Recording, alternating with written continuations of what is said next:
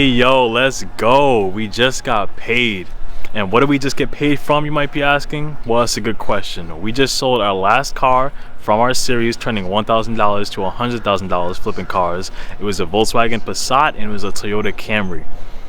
So now in this video, we're going to be showing you how much we sold the cars for, how much profit we made off of them, and then we're going to be taking that money and rolling it back into the series, going to a dealer-only auction, giving you guys exclusive access to see what it's like there, and seeing what else we can come up with.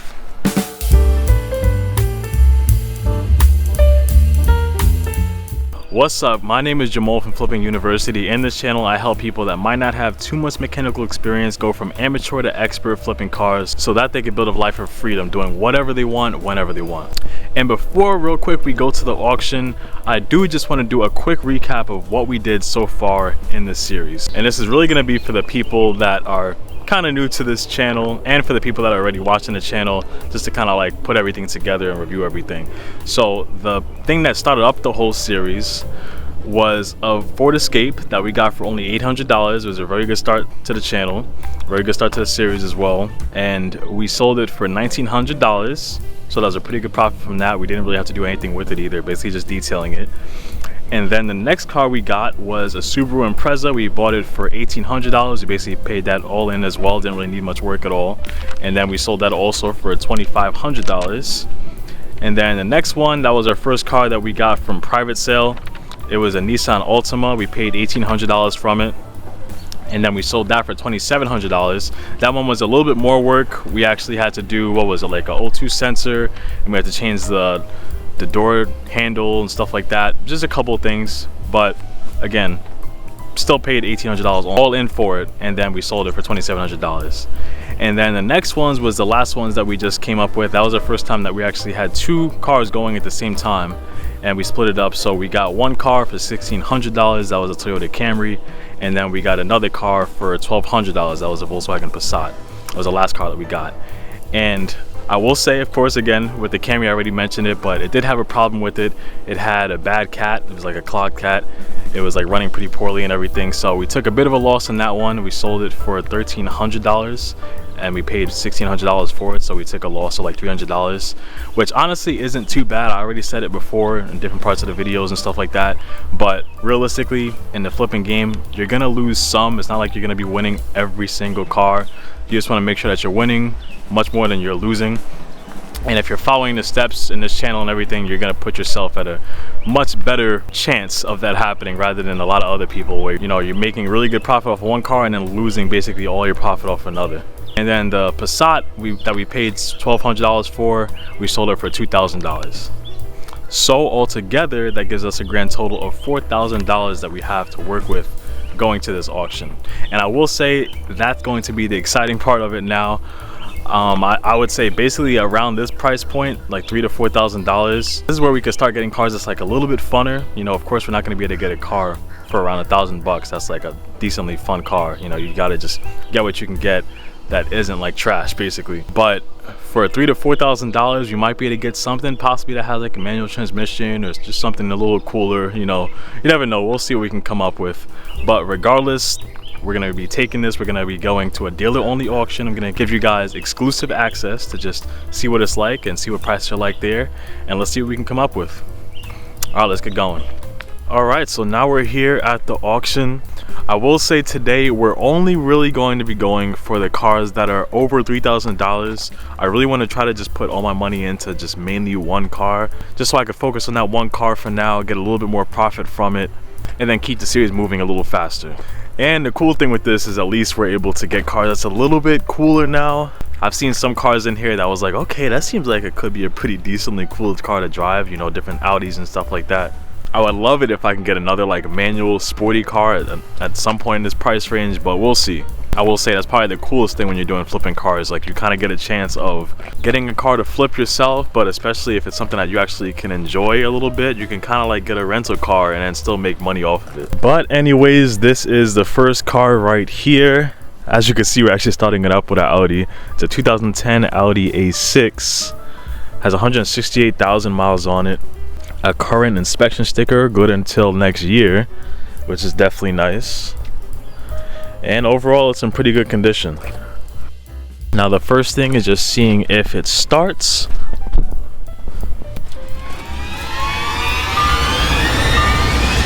And yes, it does. Perfect. Good start. And you see this? I'm liking the interior already. As you could see, if you looked at the other videos, the interior of this car is definitely a notch above what it used to be. But we're gonna see if there's any codes in the system or anything like that. All right, awesome. There was no codes in the system, so we're gonna pop the hood, see how everything's looking under there. It's actually running pretty smooth. Check under the engine cap. Looking good. And when I say looking good throughout the video, the main thing we're looking for is just if there is like a milky residue, that's usually indicative of a blown head gasket, which would be a really costly repair.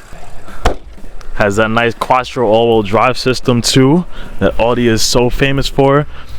Now before we get too far with things, we're actually going to go on a quick test drive just to see if the car shifts to the gears all right. Now I will say with this auction, with this specific dealer auction, you can't drive the cars. You're technically not supposed to be driving them around and everything. You can quickly just take them forward and then backwards. That's what you're supposed to do, at least. Just take them forwards and backwards just to see if it can reverse and stuff like that. But honestly, I'm not doing that. I need to test out the cars way more than that. So I had to just check to see if there's anybody driving around, to see if there's anybody checking out cars and driving them. But it looks like we're all good, so we're gonna go on a quick test drive. Just taking it like a couple gears. I'm not going around the whole parking lot. I'm just gonna try to get it into like second gear and then come back. Okay, so that was actually a really good start. That's gonna be the first car that we're bidding on.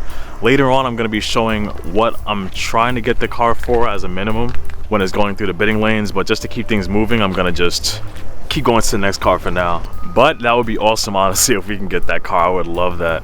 It doesn't look like there's any real work that we have to do with it. It's basically just buying it, probably detailing it a little bit and then selling it.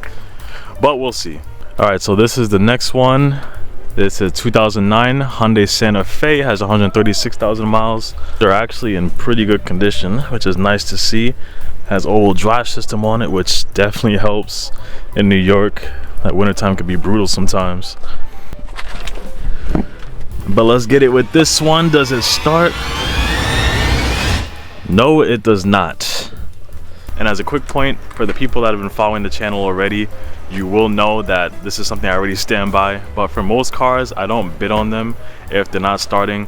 I could get a jumper pack and then jump the car, of course. But if you jump the car and the battery dies, then the codes get reset.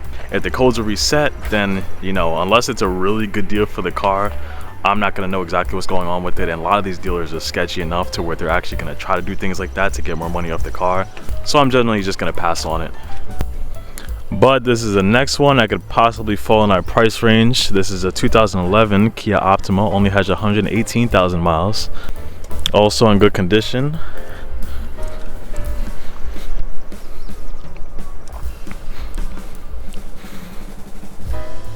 Let's see the same thing with this one. Does it start? Nice. Off to a good start. And it does show that there's a check engine light there, as you can see, so we'll see what it's on for. Okay, now this brings me on to the next point I wanted to make. This is why I suggest if you're going to any auction, honestly, to check out any car, you should be bringing an OBD scanner. Not only should you be checking if there's any codes in the system, but you should also check the I am readiness status, which just about any scanner has, to see if they reset the codes. And it looks like with this one, they did reset the codes, as you could see. So we're gonna pass on it. And for the people that's new to the channel, again, for every car just about that I'm gonna be checking out that has that in the system, it looks like they reset the codes. I'm probably not gonna go for it. Is the next one that should be the fall in that price range. Really, it might even go a little under that, but it's a 2006 Volvo S60, also not in bad condition. Also has that all-wheel drive system too, which again is a great selling feature for New York. Looks like it has a pretty nice interior, has a leather interior, but we would have to do something about this side piece. Let's see if she starts. And it does. One thing though, I'll check to see if you guys can hear this. It sounds like there's something rattling around that's around the engine bay.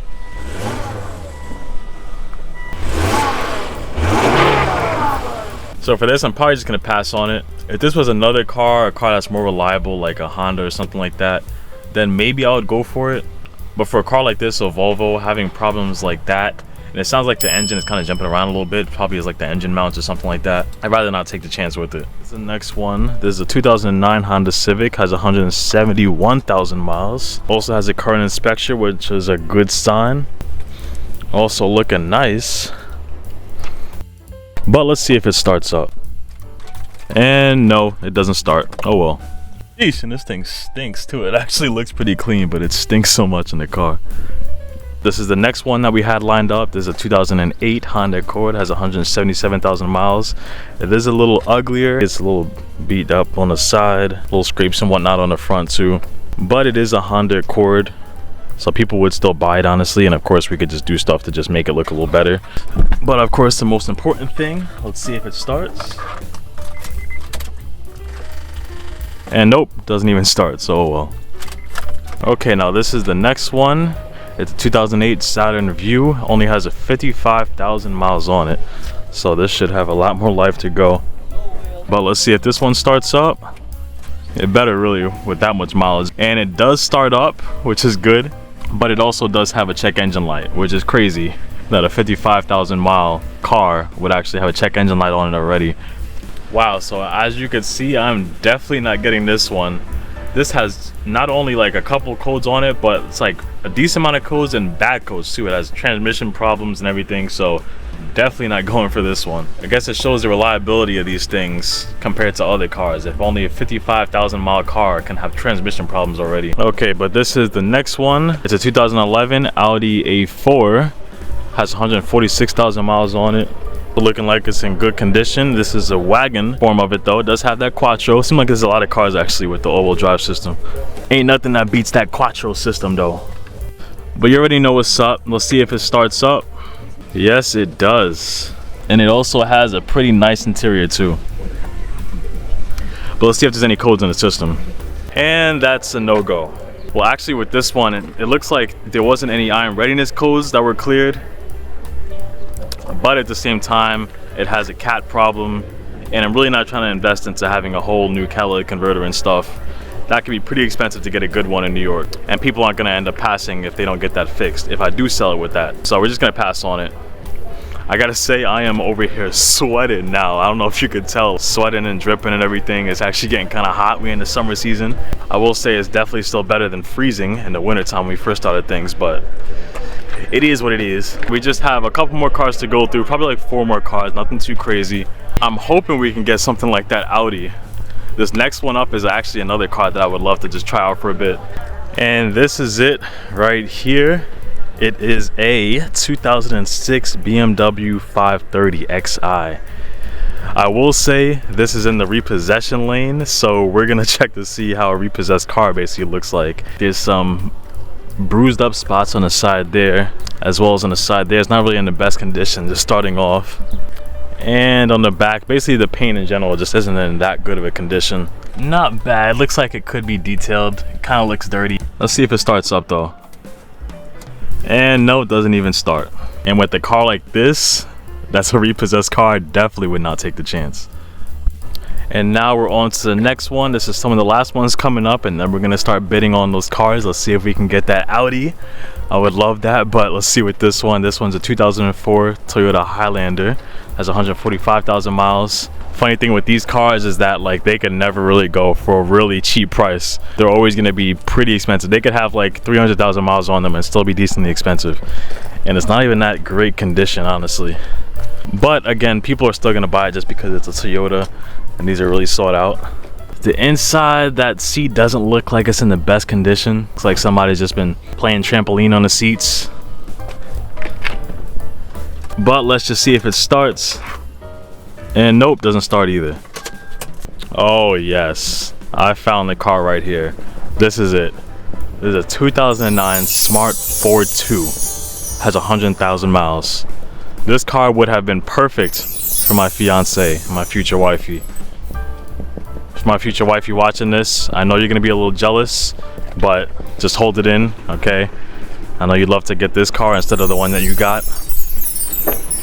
Just look at all the capabilities of it. Look at all the people that you could store in the back. Man, that's good. Nah, I'm just playing. We're not stooping that low, regardless of how cheap that thing is going for. I'm not about to be selling a car like that. There's not too many people that could even fit in that car. But let's see what else we got in store.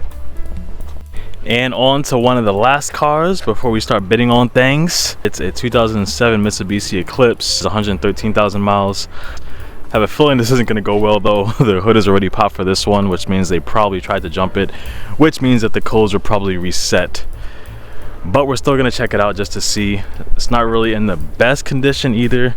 Gotta say, I wish this was actually the Eclipse with the model before this. I used to love the Eclipses, but this is probably one of the last and like ugliest looking ones with this big bubble butt on the back. But yeah, there's a little rust spot in the back also. Paint is peeling on the top. But let's just see if it starts up. And no, it doesn't start either.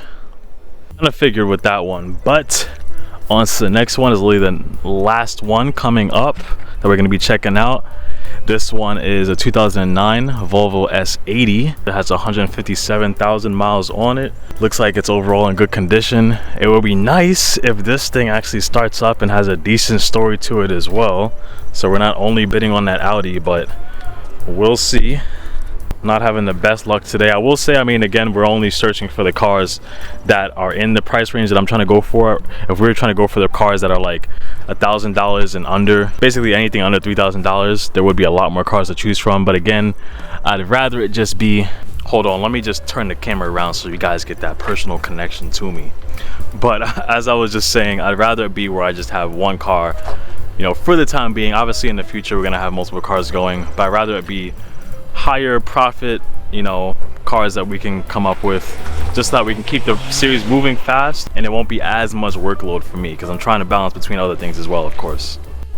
But with this last one, please just start up. My goodness, everything not starting.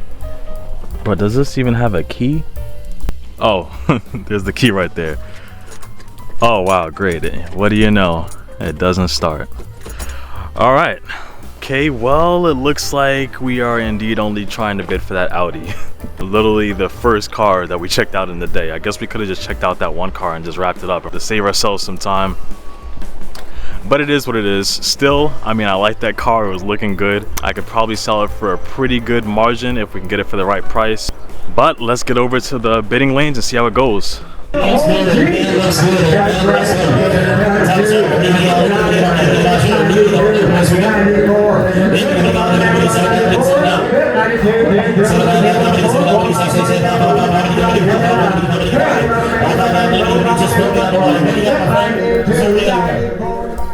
Well, okay then.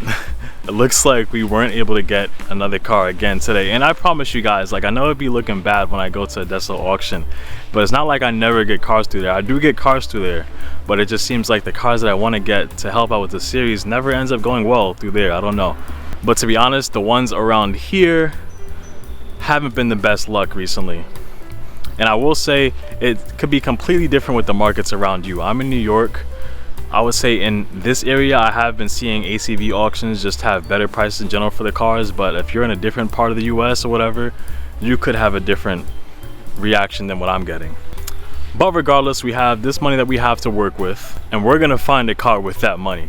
But I mentioned earlier in the video that if you want to learn how to do this yourself, going to dealer only auctions without having your own dealership, I basically put together like a whole video explaining exactly that. It's really like a whole like 30-minute to an hour extensive long video just going over that whole process. It's definitely going to save you a lot of money if you were thinking about going through things the whole route of how things would usually be, having your own dealership and doing different things like that just to get into these dealer only auctions.